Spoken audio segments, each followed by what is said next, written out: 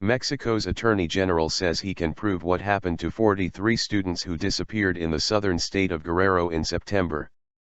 Mr Murillo Karam said his team had interviewed 99 people including members of the criminal gang whom he alleges murdered the students.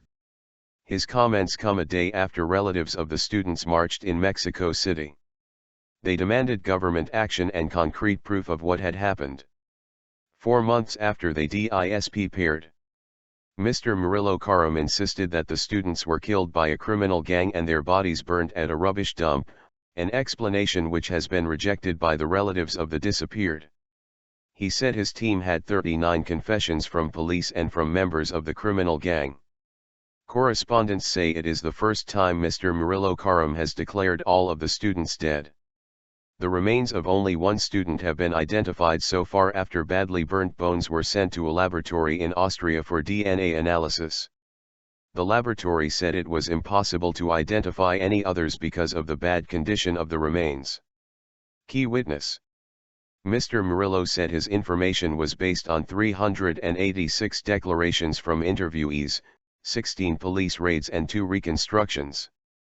He said a key witness was Felipe Rodriguez Salgado, otherwise known as El Cepillo, a member of the criminal gang who is alleged to have taken part in the kidnapping, murder and disappearance of the students. The evidence allows us to determine that the students were kidnapped, killed, burned, and thrown in the river, said Mr. Murillo. He said evidence of gas, diesel, and burnt rocks and steel from the inside of tires at the scene proved this had taken place. He also said forensic research showed the fire would have been hot enough to burn all 43 bodies, a view which has been disputed by Mexican scientists.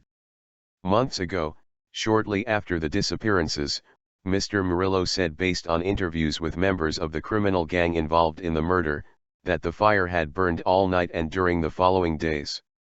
He had said the incinerated remains were then bagged up and thrown into a nearby river. Relatives of the disappeared have been skeptical about government explanations over what happened.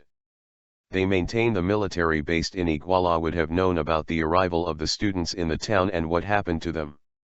They have campaigned to gain access to inspect army barracks where they allege students might have been taken. At the press conference, Mr. Murillo said there was not a shred of evidence that the army were involved.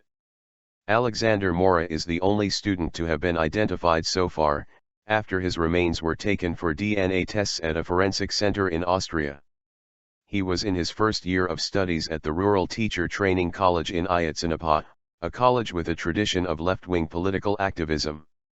Alexander Mora was part of a group of students who traveled to the nearby town Iguala on September 26 and, as part of a protest, commandeered a number of buses.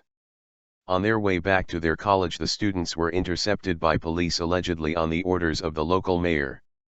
The Attorney General has argued the police handed the students over to a criminal drug gang who mistook them for a rival group and executed them.